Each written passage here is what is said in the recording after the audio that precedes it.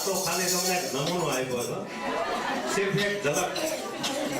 बाद में तो रास गरबा सब कुछ होगा, जब कन्हैया आ जाएगा ना तब पूरी रास लीला आएगी, रास होगा। और यमुना जी की लोटी भी यहाँ खोलेंगे, यमुना पान कराएंगे सभी को, यमुना अष्टक का पाठ भी होगा, नमामि यमुना हम सकल सिद्धि है तुमदाम, उसका भी हम पाठ करेंगे। लेकिन अब मुझे थोड़ा अच्छा लगता है कि आप सब गुजराती ऐसे आगे और भाव से हम कथा में इतने तल्लीन हो गए। लेकिन ये बेहद अच्छा बजाते, थोड़ा संगत देती, अच्छी बात है। लेकिन तबला के बिना तो कथा का आनंद नहीं आता। जैसे महाराज जी तो हारमोनियम बजा लेते हैं, अच्छा बजाते हैं, लेकिन कोई तबला वाला भी अच्छा हो ना तो और आनंद आ जाता है। ठीक है, चलता है, चलो। और परशुराम का अवतार बताया। जमदग्नि ऋषि और रेणुका माता के घर में परशुराम का अवतार हुआ। परशुराम अधर्मी राजा को दंड देने के लिए अवतरित हुए। यही परशुराम ने 21 बार पृथ्वी को नक्षत्र की है। परशुराम हमारे यहाँ आवेश अवतार है।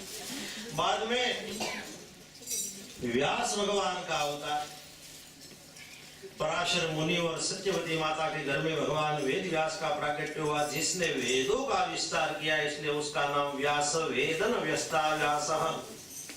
16वां अवतार भगवान रामचंद्र जी का रघुकुल में भगवान राम जी ने अवतार लिया है। तो भगवान राम जी हमारे सामने ही विराजमान है बीच में।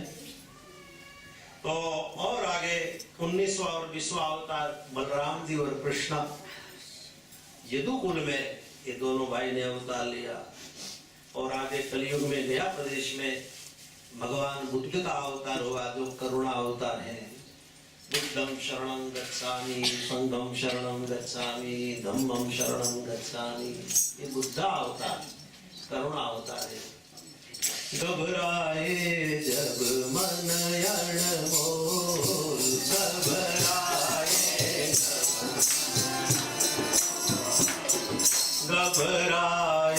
जब मन अनमोल, घबराए जब मन अनमोल, तब मानव तू मुख से बोल, बुद्धं शरणं गच्छामि। तब मानव तू मुख से बोल, बुद्धं शरणं रामं शरणं गच्छामि, रामं शरणं गच्छामि, कृष्णं शरणं गच्छामि,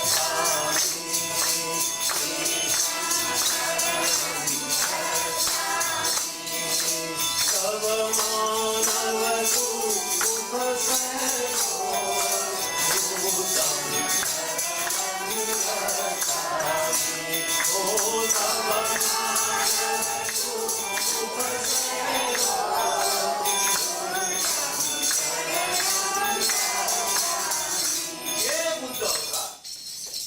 उसका नाम था सिद्धार्थ। लेकिन तब करके जिसने बौद्धत्व को प्राप्त किया, इसलिए उसका नाम हो गया बुद्ध।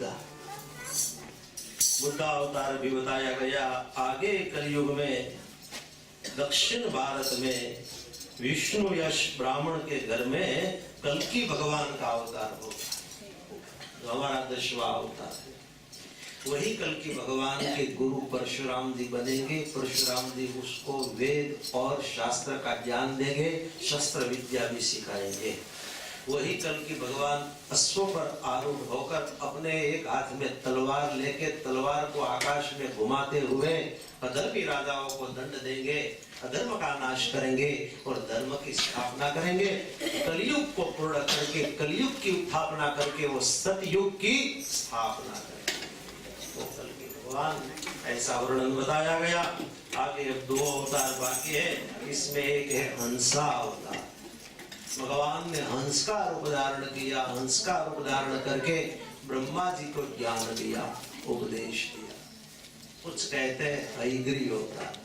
भगवान अश्व के रूप में आए, घोड़ा के रूप में ये हयग्रीव अवतार है। असुरों 4 वेद को हर के ले गए थे। ऋग्वेद, यजुर्वेद, अथर्ववेद, सामवेद, 4 वेद को लेकर असुर सब पाताल में चले गए। भगवान ने हयग्रीव अवतार लिया और असुरों का वध करके 4 वेद वापस लाके ब्रह्मा जी को सौंपा कि लो ये 4 वेद। ये हयग्रीव अवतार, ऐसे 24 अवतार की कथा यहाँ बताई गई। अब यहाँ सुतवाच, सुत नाम के पुराणी कहते हैं शौनक आदि ऋषियों को कि अब द्वापर युग आएगा। और द्वापर युग में पराशर के घर में माता सत्यवती के द्वारा व्यास भगवान का प्राकट्य। पराशर का पुत्र है इसलिए पाराशर, ये यमुना के कृष्ण द्वीप में जिसका प्राकट्य हुआ है इसलिए नाम कृष्ण देवपायन। बद्रिकाश्रम में बेर खा के तप किया है इसलिए उसका नाम बादरायण। जिसने वेदों का विस्तार किया है इसलिए उसका नाम वेद व्यास। ऐसे वेद व्यास के प्राकट्य की कथा की है। आइए जय जयकार बुला देते हैं। बोलिए वेद व्यास भगवान की। ऐसे वेद व्यास भगवान की कथा यहाँ बताई गई। वेद व्यास भगवान की पत्नी है, उसका नाम अरणी। ये सब कथा यहाँ बताई और अरणी के द्वारा यहाँ सुखदेव जी का जन्म होता है। वो कथा आगे आएगी। लेकिन अब यहाँ व्यास भगवान एक बार बैठे हैं, सरस्वती के तट पर बैठे हैं। व्यास जी तो ब्रह्मनिष्ठ महात्मा है और सरस्वती ब्रह्म नदी है। लेकिन चिंतित बैठे थे, तब नारद जी आए। नारद जी ने कहा व्यास जी आप चिंतित क्यों? व्यास भगवान कहते हैं कि मैंने 4 वेद लिखे, 6 शास्त्र लिखे, 18 पुराण लिखे, लेकिन मुझे शांति नहीं मिली, इसलिए मैं चिंतित हूँ। अब कहते हैं नारद जी कि आपने इतने सब ग्रंथ लिखे, ये सब ऐतिहासिक दृष्टि से लिखे हैं, लेकिन अब आप एक ग्रंथ और लिखो, वो भक्ति की दृष्टि से लिखो, और वो लिखो श्रीमद् भागवत। श्रीमद् भागवत की कथा भगवान कृष्ण की भक्ति के लिए आप लिखो, और प्रभु को भक्ति भाव की दृष्टि से एक ग्रंथ की रचना करेंगे ना तो आपको शांति मिलेगी। तो बात सच है, भगवान का भजन करते हैं उसमें ही शांति मिलती है, बाकी तो कहीं भी शांति नहीं मिलती। घर में है तो भी अशांत है। चलो हॉलीडे में कुछ घूमने जाए, कोई भी कंट्री में जाए तो वहां भी अशांत। बाहर जाते हैं तो वहां ऐसा सोचते हैं चलो घर वापस, घर में शांति मिलेगी। घर में आते हैं तो घर में भी अशांत, कहाँ शांति। मंदिर में जाते हैं तो बातें करते फिर भी अशांत।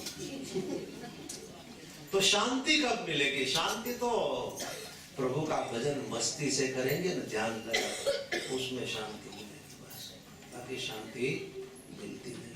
हम कहते हैं घर में कितने सेट है, मैंने पहले यहाँ कहा था घर में कितने सेट। भोजन करने के लिए डाइनिंग सेट है, बैठने के लिए सोफा सेट है, बहनों को तैयार होने के लिए मेकअप सेट होता है, लेकिन घर में रहने वाले सब अपसेट होते हैं। इतने सब सेट होने से भी अपसेट, क्योंकि भगवान का भजन नहीं है। और जिस घर में मंदिर नहीं है वो घर नहीं है, लेकिन वो घर स्मशान है। हमारा घर मंदिर हो जाना चाहिए, घर में भी प्रभु होने चाहिए और घर में भी प्रभु की पूजा होनी चाहिए, तब शांति मिलेगी। भगवान नारायण ने सब जीवों को सब कुछ देते देते एक वस्तु भगवान नारायण ने अपने दाएं पांव के नीचे रख दी। लक्ष्मी जी ने कहा महाराज क्या रख दिया? ये सब जीवों को रहने के लिए जमीन दी, खाने के लिए फल फूल सब्जी आदि दिया, सांस लेने के लिए हवा दी, और कौन सी चीज आपने रख दी? भगवान कहते हैं मेरे पांव तले जो चीज रख दी है ना वो है शांति। मेरे शरण में कोई आएगा तो उसको शांति मिलेगी, बाकी घूमता रहेगा पूरी दुनिया में, लेकिन इसको शांति कहाँ मिलने वाली नहीं, और मिलती नहीं। हरि भजन बिना सुख शांति नहीं।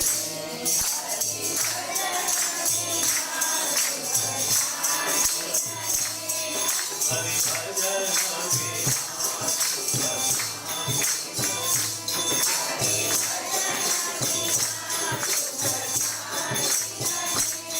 श्री राम बिना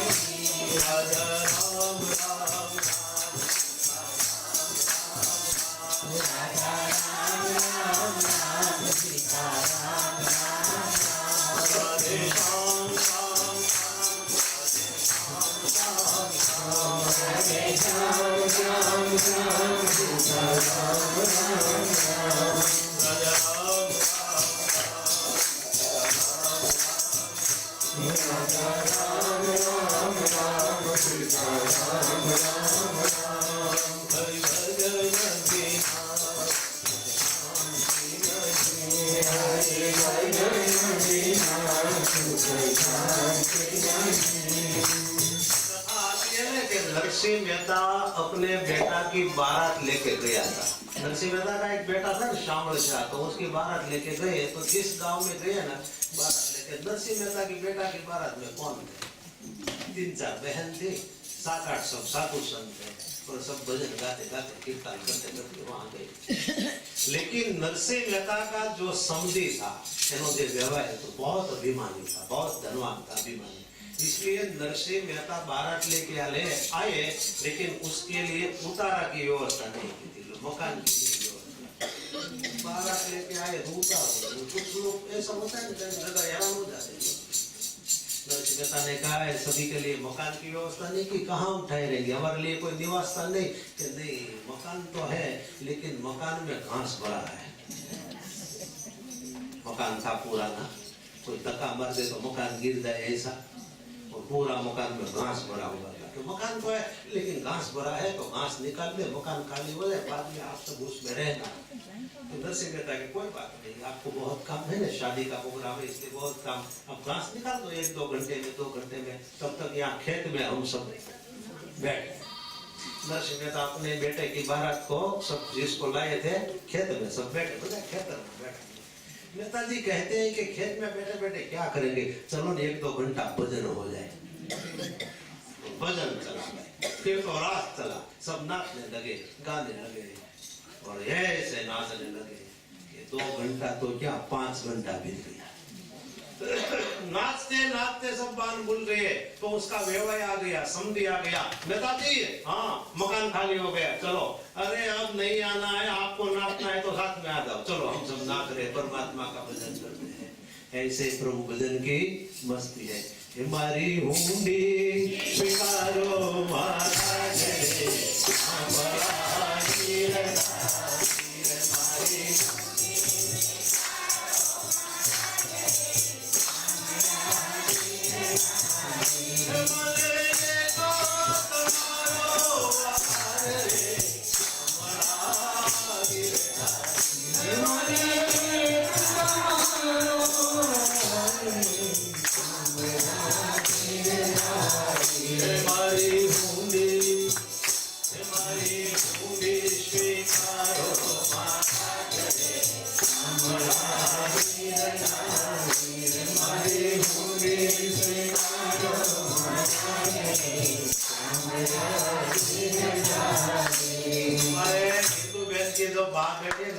वो तो मौसी मुझे तो 25 साल से पहचानती है, क्योंकि मैं यहाँ 1991 में कथा करने आई, तब से उसकी मस्ती तो देखो,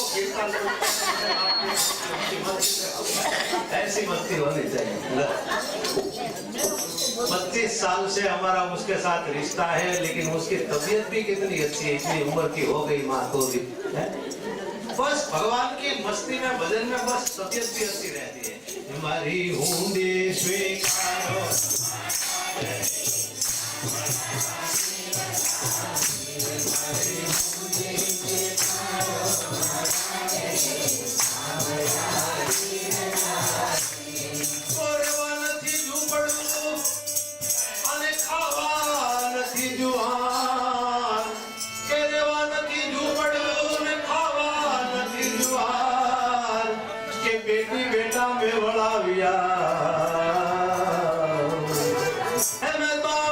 है मैं तो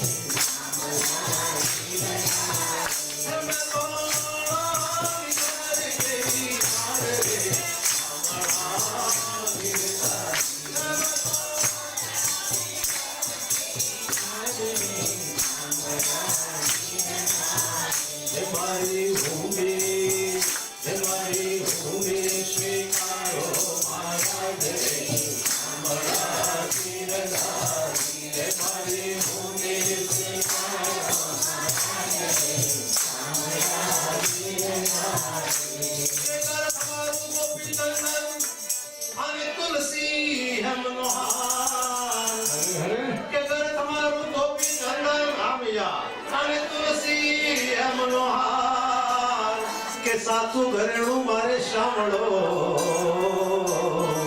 हे मारे हे मारे हे मारे दौलत वाला दे हे मारे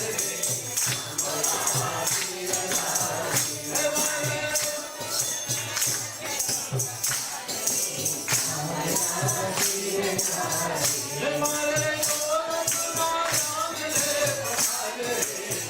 बड़ा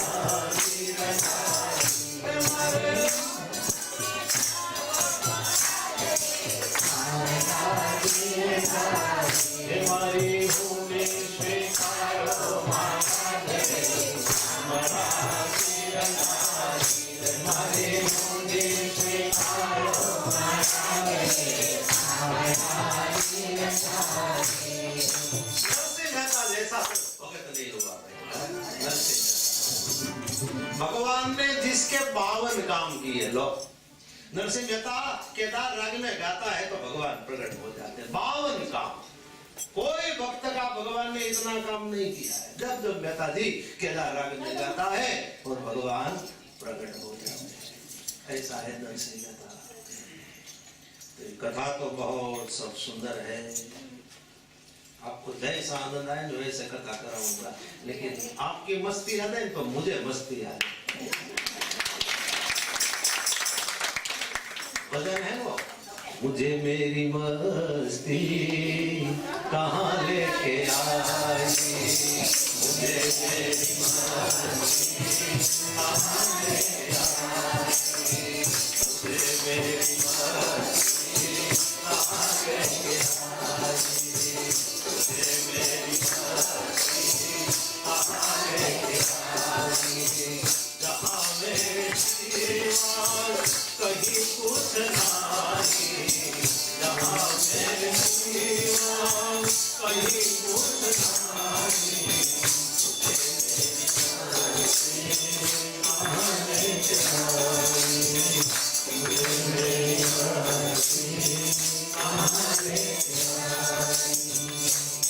और मस्ती हम में होनी चाहिए मस्ती मुझ में है शराब में नहीं कभी कहता है कि मस्ती मुझ में है और शराब में नहीं शराब में मस्ती होती तो बोतलें क्यों नहीं उछलती तो दुकान में बोतल नहीं उछलती हो गया है मुझे मेरी मस्ती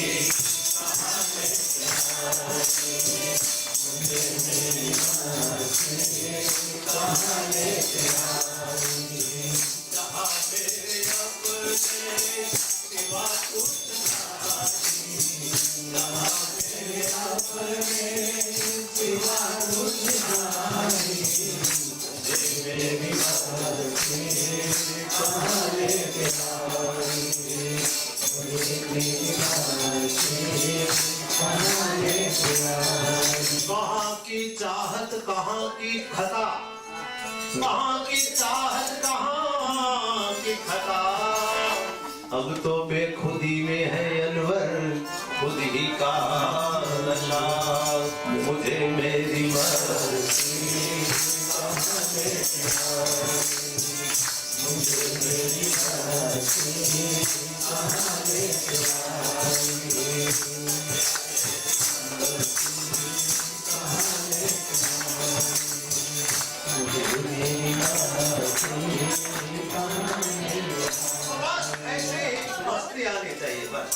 हमारे भजनी है ना तो भजन गाता था तो उसको मस्ती नहीं आती थी तो सब लोगों ने सुनते हो आपको मस्ती क्यों नहीं आती है भजन गाने वाला कि कैसे मस्ती आई मस्ती तो तब आई जब मेरे हारमोनियम पर पस्ती आए थोड़ी पस्ती आए तो मस्ती आती है, बात सच है ना। है कोई भी कलाकार है, कोई भी ऐसे, उसको थोड़ा मान सम्मान आदर भाव मिल जाएगा तो उसको और आनंद आता है कि मेरा सम्मान हो गया, मेरा आदर हो गया। देखो कितनी खुशी खुशी, खाली खाली में तो मजा नहीं आता भाई। थोड़ा होना चाहिए, थोड़ा होना चाहिए ऐसा भाव प्रेम आदर। एक कलाकार ऐसे बोलता था ना तो कोई तालियां नहीं बजाते थे। इतना बोलते बोलते थक गया 2-3 घंटा, लेकिन कोई तालियां नहीं बजाता है। भाई ने कहा कि भाई इतना बोलता हूँ, इतना हंसाता हूँ, फिर भी कोई ताली नहीं बजाता। पीछे एक भाई ने ताली बजाई तो कलाकार को आनंद हुआ, ठीक है एक भाई ने तो ताली बजाई, सबसे पीछे बैठा है उसने ताली बजाई, अच्छी बात है। तो ताली बजाने वाले ने कहा कि आप बोलते हो उसकी ताली नहीं बजाई तो मैं तम्बाकू बनाता हूँ। तम्बाकू खाने वाले तम्बाकू बनाते हैं ना, ऐसे पता है ना, हमारे गुजरात में बहुत खाते हैं ऐसे। तम्बाकू में चूना डाल के ऐसे घुमाते हैं, जोड़े तो ही आपली बात। पहले ऐसे घुमाते थे, कहते मैं तुझको लाड देता हूँ, लाड लड़ा होता है। तम्बाकू के तू लाड देगा या नहीं देगा, लेकिन मैं तुझे छोड़ने वाली नहीं। तो ऐसे यहाँ नारद जी कहते हैं कि व्यास जी आप भगवान कृष्ण की कथा की रचना कर